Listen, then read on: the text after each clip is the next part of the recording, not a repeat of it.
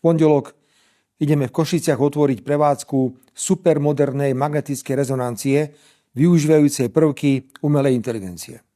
Áno, máme modernizačný dlh, ale potom, čo sme zastabilizovali lekárov a stredný zdravotný personál, pustili sme sa do modernizácie siete nemocníc v takom tempe a v takom rozsahu, aký tu nikdy od roku 1989 nebol.